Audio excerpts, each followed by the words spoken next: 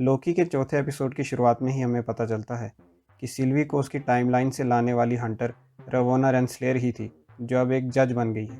सिल्वी अपनी टाइमलाइन में असगार्ड में बैठे हुए खेल रही थी, तभी वहाँ पे जज रेंसलेर आ जाती है और वो सिल्वी को वहाँ से उठा के टीवीए में ले जाती है और उसकी टाइमलाइन को ख़त्म कर लेती है।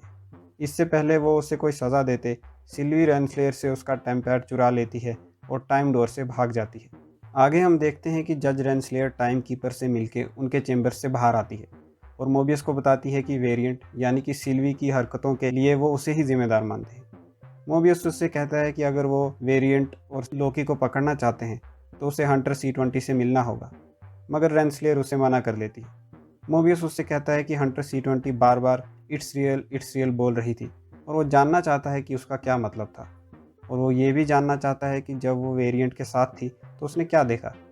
मगर रेंसलेर उससे कहती है कि ऐसा नहीं हो सकता क्योंकि हंटर C-20 मर चुकी है।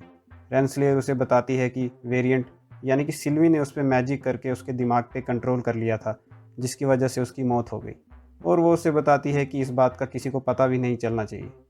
दूसरी ओर मून लेमेंटिस कुछ ही पलों में डिस्ट्रॉय होने वाला है। लोकी और सिल्वी साथ में निराश होकर बैठे होते हैं। सिल्वी लोकी को बताने लगती है उसने आज तक अपनी ज़िंदगी कैसे बिताई है। वहाँ उनके आखिरी पलों में उनके बीच एक रोमांटिक मोमेंट बन जाता है और इसी वजह से टाइमलाइन में बहुत तेज़ी से ब्रांच बनने लगती है, जिससे टीवीए में एजेंट मोबियस और हंटर B-15 अलर्ट हो जाते हैं और उन्हें लोकी और सिल्वी की लोकेशन का पता चल जाता है। वो मून के डिस्ट्रॉय होने से पहले ही वहाँ पहुँच जाते हैं और लोकी और सिल्वी को टीवीए में ले आते हैं। मोबियस लोकी को टाइम सेल में डाल देता है। टाइम सेल में जाने से पहले लोकी एजेंट मोबियस को बताता है कि टीवीए उससे झूठ बोल रहे हैं। टाइम सेल में लोकी को पास्ट के एक मोमेंट एक टाइम लूप में डाल दिया जाता है, जहां एसगार्ड में बार बार लेडी सिफ लोकी को उसके बाल काटने के लिए सज़ा देती है। जब लोकी टाइम सेल में होता है उस समय एजेंट मोबियस जज रेंसलेर से मिलता है। मोबियस रेंसलेर से सिल्वी को इंटरव्यू करने की परमिशन मांगता है, मगर रवोना रेंसलेर उसे मना कर लेती है और वो मोबियस से कहती है कि वो जाके लोकी को इंटेरोगेट करे। जब मोबियस लोकी के पास जा रहा होता है तो रास्ते में उसे हंटर B-15 मिलती है। हंटर B-15 मोबियस से पूछती है कि क्या लोकी ने उससे कुछ बताया। मोबियस हंटर B-15 को बताता है कि हाँ, उसने कहा कि टीवी उनसे झूठ बोल रहा है।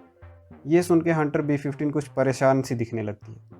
मोबियस लोकी को टाइम सेल से बाहर निकाल लेता है। मोबियस जानना चाहता है कि लेमेंटिस पे लोकी और सिल्वी क्या कर रहे थे कि जिसकी वजह से टाइमलाइन में ब्रांच बनने लगी, और उसका ये कहने से क्या मतलब था कि टीवी उनसे झूठ बोल रहा है। मगर लोकी उसको कुछ भी बताने से मना कर लेता है, और जब मोबियस उससे दोबारा से टाइम सेल में डालने को कहता है तो लोकी मोबियस को झूठ की कहानी बना के भटकाने की कोशिश करता है। वो मोबियस से कहता है कि वेरिएंट यानी सिल्वी उसके प्लान का बस एक मोहरा है और उससे कोई फ़र्क नहीं पड़ता उसके साथ क्या होगा, जिसमें मोबियस लोकी को बताता है कि वो वेरिएंट को पहले ही प्रून कर चुके हैं, यानी वो वेरिएंट को मार चुके हैं। ये सुन के लोकी दुखी हो जाता है और वो अपना दुख मोबियस से छुपा नहीं पाता। ये चीज़ मोबियस देख लेता है और इंटेरोगेशन के दौरान लोकी मोबियस को बताता है कि वो सब वेरिएंट्स ही है और उन्हें टाइम कीपर्स नहीं बनाया है। उन सब को भी टाइमलाइन से किडनैप किया था और बाद में उनकी मेमोरीज़ को मिटा दिया गया और अब वो टीवी के लिए काम करते हैं। मोबियस लोकी से कहता है कि वो झूठ बोल रहा है और ऐसा दिखाने की कोशिश करता है कि उसे लोकी की बातों पे बिल्कुल भी विश्वास नहीं हुआ, मगर अंदर ही अंदर उसके मन में शक पैदा हो जाता है। मोबियस लोकी को दोबारा से टाइम सेल में डाल देता है। मोबियस और लोकी की सारी बातें हंटर B-15 सुन लेती है। हंटर B-15 सिल्वी के पास जाती है और उसे टाइम डोर से उसी एपोक्लिप्स में ले जाती है जहाँ वो पहली बार सिल्वी से मिली थी। मोबियस लोकी का केस क्लोज कर लेता है और जज रवोना रेंसलेर के ऑफिस में फॉर्मेलिटीज़ पूरी करने जाता है। जज रवोना सेलिब्रेशन के मूड में होती है, मगर मोबियस अभी भी लोकी की कही हुई बातों के बारे में ही सोच रहा होता है। वो रवोना से हंटर C-20 और सिल्वी के बारे में क्वेश्चंस पूछने लगता है, मगर रवोना उसकी बातों को टालने लगती है। रवोना मोबियस को बताती है कि टाइम कीपर्स वेरिएंट्स को पर्सनली प्रून करते देखना चाहते हैं और वो चाहते हैं कि मोबियस भी वहाँ पे मौजूद रहे। रवोना रेंसलेर मोबियस को समझाने की बहुत कोशिश करती है, मगर मोबियस को अभी भी टीवीए पे शक होता है, इसलिए वो रवोना का टेम्पैड चुरा लेता है। वहीं दूसरी ओर हंटर B-15 सिल्वी से पूछती है कि जब सिल्वी ने उसको इंचेंट किया था तो उससे कुछ दिखाई दिया था, वो क्या था। सिल्वी हंटर B-15 को बताती है कि वो उसी की मेमोरीज थी, ये उसी की लाइफ थी टीवीए से पहले। मोबियस भी रवोना के टेम्पैड में हंटर C-20 के इंटरव्यू का वीडियो देखता है, जिसमें वो बताती है कि उसने अपनी टीवीए से पहले वाली लाइफ को देखा। ये सुनकर मोबियस को ये यकीन हो जाता है कि लोकी सच बोल रहा था। वो लोकी के टाइम सेल में जाता है और लोकी से कहता है कि उसे उसकी बातों पर यकीन हो गया है वो सिल्वी को बचाने के लिए जैसे ही टाइम सेल से बाहर निकलते हैं तो वो देखते हैं कि जज रवोना और मिनटमैन उनका बाहर वेट कर रहे होते हैं। जज रवोना मोबियस को प्रून करवा देती है और वो लोकी और सिल्वी को लेकर टाइम कीपर्स के चेंबर में प्रून करने के लिए ले जाती है।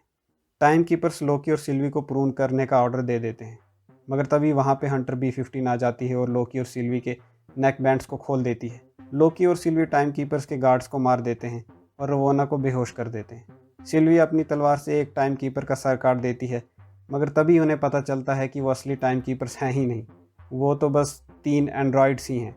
ये देखकर वो सोचने लगते हैं कि TVA को चलाने वाला असल में कौन है और वो कहाँ है। लोकी सिल्वी को उसके लिए अपनी फीलिंग्स बताने ही वाला होता है कि तभी रवोना उसे प्रून कर लेती है। सिल्वी रवोना से उसकी स्टिक छीन लेती है और उसे कहती है कि उसको सब कुछ बताना होगा। अंत में हम देखते हैं कि लोकी प्रून होने के बाद भी मरा नहीं है और वो किसी स्ट्रेंज से प्लेनेट पे पहुंच चुका है और उसके सामने 3 लोग खड़े हैं जिनका पहनावा लोकी से मिलता जुलता है, और एपिसोड यहीं पे ख़त्म हो जाता है।